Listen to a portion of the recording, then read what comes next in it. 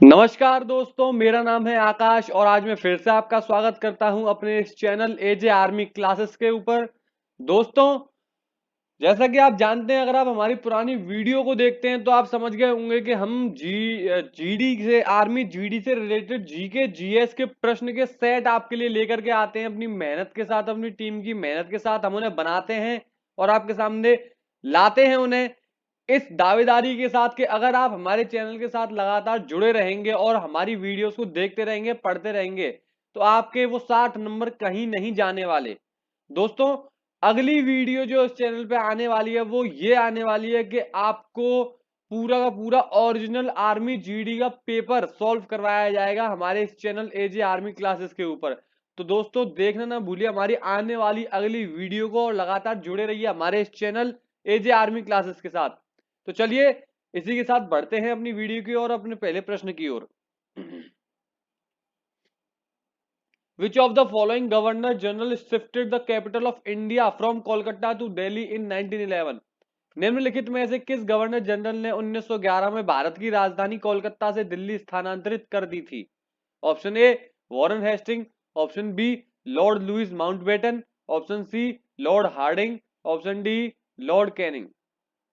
तो दोस्तों, 1911 में भारत के गवर्नर जनरल थे लॉर्ड हार्डिंग और इन्हीं ने ही कोलकाता से दिल्ली स्थानांतरित करी थी, ट्रांसफर करी थी हमारी राजधानी।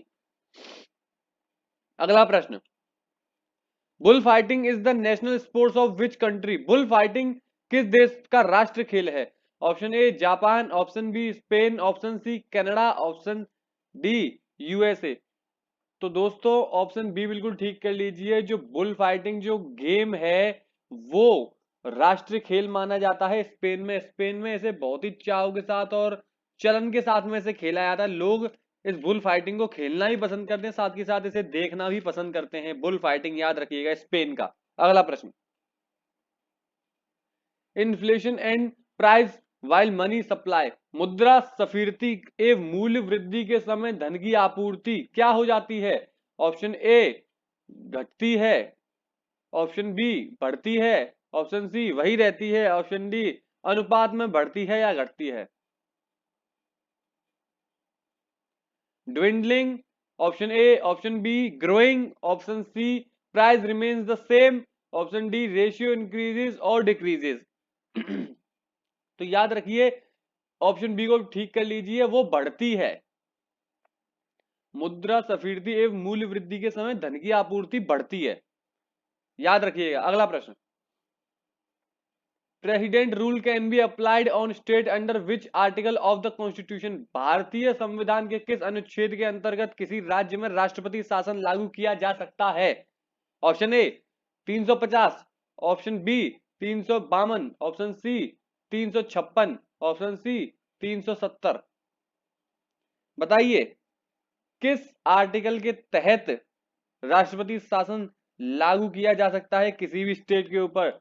तो आर्टिकल 356, 356 याद रखिएगा। अगला प्रश्न, where is the diesel locomotive works located? Diesel locomotive works कहां पर स्थित है? Option A Chittaranjan, option B Perambur, option C Varanasi, option D Jhansi.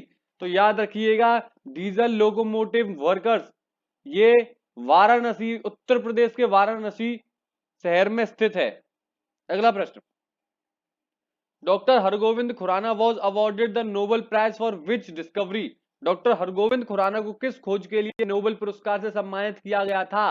Option A अनुवांशिक कूट, जेनेटिक कोड, ऑप्शन बी भ्रूण फेटल, भ्रूण माफ कीजिएगा भ्रूण fetal, option C hormone, option D प्रोणता इनहिबिशन। बताइए। तो उन्हें पहली बात तो उन्हें बायो में दिया गया था, ये बायो के लिए दिया गया था, उनकी खोज जेनेटिक कोड के लिए, अनुवांशिक कूट के लिए। अगला प्रश्न, which of the following is an indirect tax? निम्नलिखित में से कौन सा अप्रत्यक्ष कर है? ऑप्शन ए इनकम टैक्स आयकर, ऑप्शन बी गिफ्ट टैक्स उपहार कर, ऑप्शन सी सेल्स टैक्स बिक्री कर, ऑप्शन डी प्रॉपर्टी टैक्स संपत्ति कर। तो ऑप्शन सी को बिल्कुल ठीक कर लीजिए, सेल्स टैक्स ये एक इनडायरेक्ट टैक्स है। अगला प्रश्न, which is the largest man made lake in India? Hindustan की सबसे बड़ी मानव निर्मित झील कौन सी है? Option A Wular, option B Chilka, option C Uday Sagar, option D Govind Sagar. तो सर ऑप्शन डी को बिल्कुल ठीक कर लीजिए, गोविंद सागर हिंदुस्तान की मानव निर्मित सबसे बड़ी झील मानी जाती है। अगला प्रश्न, what is the name of the nearest atmospheric layer on earth? पृथ्वी के सबसे नजदीक वायुमंडलीय लेयर का नाम क्या है? Option A photosphere, option B stratosphere, option C troposphere, option D atmosphere. तो याद रखिए ट्रेपोस्फेयर, ऑप्शन सी बिल्कुल ठीक कर लीजिए। वायुमंडल के पास पाई जाने वाली सबसे नजदीक जो लेयर है, जो परत है, उसे ट्रेपोस्फियर कहा जाता है। अगला प्रश्न, how many satellite does mercury have? बुध ग्रह की कितने उपग्रह हैं? Option A 2, 2, option B 1, 1, option C 0, 0, option D 3, 3। तो बुध ग्रह की बात हो रही है, बुध ग्रह के पास सर 0 सैटेलाइट है, उपग्रह हैं, उसके पास एक भी उपग्रह नहीं है, 0, 0। अगला प्रश्न, what was the period of the region of Ashoka? सम्राट अशोक के राज्यकाल का समयकाल क्या था? Option A 40 to 176 AD, option B 273 to 236 BC, option C 320 to 550 AD, option D 715 to 742 AD. बताइए, 40 से 40 से 176 एडी, 273 से 236 बीसी, 320 से 550 एडी, 715 से 742 एडी। तो याद रखिएगा ऑप्शन बी को इधर ठीक कर लीजिए, 273 से लेकर के 236 बीसी ये सम्राट अशोका शासनकाल का समय माना जाता है। अगला प्रश्न, When was the United Nations Organization established? संयुक्त राष्ट्र संघ की स्थापना कब हुई थी? 1945, 1940, 1948, 1950, 1945, 1940, 1948, 1950। तो याद रखिएगा 1945 में इसकी स्थापना हुई थी। 1945, 1945। अगला प्रश्न, whom is Bishop Desmond Tutu related? Bishop Desmond Tutu का संबंध किससे है? ए साहित्य लिटरेचर, बी वैज्ञानिक साइंटिस्ट, ऑप्शन सी नोबेल पुरस्कार नोबेल प्राइज, ऑप्शन डी फिल्में फिल्म्स। तो याद रखिए बिशप डेजमोंड टूटू ये लिटरेचर से रिलेटेड है, साहित्य से संबंध रखते हैं ये। अगला प्रश्न, which country is called the white elephants? Which country is called the country of white elephants? ये होगा, सफेद हाथियों का देश किसे कहा जाता है? किस देश को सफेद हाथियों का देश कहा जाता है? Option A Thailand, option B Japan, option C Indonesia, option D Australia. मतलब सफेद हाथी सबसे ज्यादा कहां पाए जाते हैं? तो ऑप्शन ए थाईलैंड, थाईलैंड में सबसे ज्यादा सफेद हाथी पाए जाते हैं। अगला प्रश्न, south Gangotri with whom is this name associated? दक्षिण गंगोत्री यह नाम किससे जुड़ा हुआ है? Option A Rameswaram, option B Kanyakumari, option C Antarctica, option D Arctic. बताइए। तो सर मेरी पहली वीडियोस अगर आपने देखी है तो ये प्रश्न, एक दो प्रश्न ऐसे होते हैं जो बार बार दोहरा दिए जाते हैं। अंटार्कटिका में हमारा एक सेंटर है जिसे दक्षिण गंगोत्री के नाम से जाना जाता है। अगला प्रश्न, what would be the compound if the imperial formula is CH2? यदि इंपेरिकल सूत्र CH2 है तो यौगिक क्या होगा? Option A alkane, option B alkene, option C alkyne, option D polymer. तो सर ऑप्शन सी बिल्कुल ठीक कर लीजिए, अगर CH2 इंपीरियल सूत्र है तो एल्काइन यौगिक होगा, मतलब formula. What would be the compound if the imperial formula is CH2? Then alkyne is correct. अगला प्रश्न, how many neutrons will be in the nucleus if an sodium atomic weight 22 atomic number 11? Sodium परमाणु भार 23, माफी चाहूंगा 22 नहीं 23। Sodium परमाणु भार 23, परमाणु संख्या 11 के नाभिक में कितने न्यूट्रॉन होंगे? 11, 12, 13 या 34? तो उसकी परमाणु संख्या 11 है तो उसके अंदर जो न्यूट्रॉन्स पाए जाएंगे वो 12 होंगे। एटॉमिक संख्या, परमाणु संख्या, उसकी एटॉमिक नंबर 11 है और उसके अंदर न्यूट्रॉन्स की संख्या 12 होगी और परमाणु भार उसका 23 बताया गया है, एटॉमिक वेट। अगला प्रश्न, we wash clothes why do we use indigo, कपड़ों को धोते समय हम नील का प्रयोग क्यों करते हैं, उसकी वजह क्या है। Option A due to the better matching action, बेहतर मार्जिन क्रिया के कारण। Option B because, option B माफ कीजिएगा, option B because of correct character combination, सही वर्ड संयोजन के कारण। Option C due to the bright, अति उज्जवल स्वरूप के कारण। Option D due to very low price, बहुत कम दाम के कारण। तो ऑप्शन सी बिल्कुल ठीक कर लीजिए sir, due to the bright, अति उज्जवल स्वरूप के कारण। अगला प्रश्न, which of the following is mandatory for the beginning of the food chain, आहार श्रृंखला की शुरुआत के लिए निम्न में से क्या अनिवार्य है। ऑप्शन ए बैक्टीरियल जीवाणु, option C B fungi, option C green plants हरे पौधे, ऑप्शन डी एनिमल जंतु। मतलब ये पूछ रहा है कि जो हमारी फूड चेन है, जो हमारी आहार श्रृंखला है, वो किसकी वजह से चलती रहती है, ऐसी क्या चीज है जिसकी वजह से वो फूड चेन स्टार्ट होती है, और अगर वो नहीं होता तो फूड चेन भी स्टार्ट नहीं होती। तो ग्रीन प्लांट्स हरे पेड़ पौधों की वजह से हमारी फूड चेन स्टार्ट हुई थी और उनकी वजह से ये चलती हुई रहती है। अगला प्रश्न, which of the following is in integer form, निम्नलिखित में से कौन सा पूर्णांक में होता है। ऑप्शन ए एटॉमिक मास, परमाणु द्रव्य, ऑप्शन बी एटॉमिक नंबर, परमाणु क्रमांक, ऑप्शन सी एटॉमिक वॉल्यूम, परमाणु आयतन, ऑप्शन डी एटॉमिक रेडियस, परमाणु त्रिज्या। बताइए, ये पूछ रहा है विच of the following is in integer form में पूछ रहा है, इंटीजर फॉर्म में पूछ रहा है क्या होता है इंटीजर फॉर्म में, तो आपको इसका उत्तर बताना है। तो इसका एटॉमिक नंबर ठीक कर लीजिए सर, ऑप्शन बी बिल्कुल सही कर लीजिए, एटॉमिक नंबर, एटॉमिक नंबर परमाणु क्रमांक, ये इंटीजर फॉर्म में होता है। अगला प्रश्न, which of the following is not an endocrine gland, निम्नलिखित में से कौन सा अंतःस्रावी ग्रंथि नहीं है। अब ये क्या होती है एंडोक्राइन ग्लैंड, अंतःस्रावी ग्रंथि क्या होती है, ये इस तरीके की ग्लैंड होती है जो अपने हार्मोन्स को डायरेक्ट ब्लड में इंजेक्ट करती हैं, डायरेक्ट ब्लड के साथ सप्लाई करती हैं। ये अपने कोई भी बना देंगे अपना कुछ भी, मतलब कोई भी इनका जो जिस प्रकार के भी इनके जो काम है, जिस जिस प्रकार से अपने हार्मोन्स बनाते हैं, उन हार्मोन्स को ये बनाएंगे और सीधे ब्लड में इंजेक्ट कर देती है, सीधे ब्लड के साथ पूरी बॉडी के लिए भेज देते हैं, ये इनका काम होता है। तो अब ये पूछ रहा है ऐसी कौन सी ग्रंथि है इनमें जो अंतःस्रावी ग्रंथि नहीं है। तो बताइए, option A pituitary, option B thyroid, option C adrenal, option D pancreas. तो याद रखिएगा सर, इसका उत्तर है पैनक्रियाज, क्योंकि पैनक्रियाज एक अंतःस्रावी ग्रंथि नहीं है, एक एंडोक्राइन ग्लैंड नहीं माना जाता है। अगला प्रश्न, following is called the store house of strand, निम्नलिखित में से किसे शक्ति का भंडार कहा जाता है। Option A mitochondria, option B nucleus, option C endoplasma, option B ribosome. तो सर ऑप्शन ए को बिल्कुल ठीक कर लीजिए, माइटोकॉन्ड्रिया। अगला प्रश्न, in what form does the liver store food, यकृत भोजन को किस रूप में संचयन करता है। Option A glucose, option B glycogen, option C albumin, option D ATP.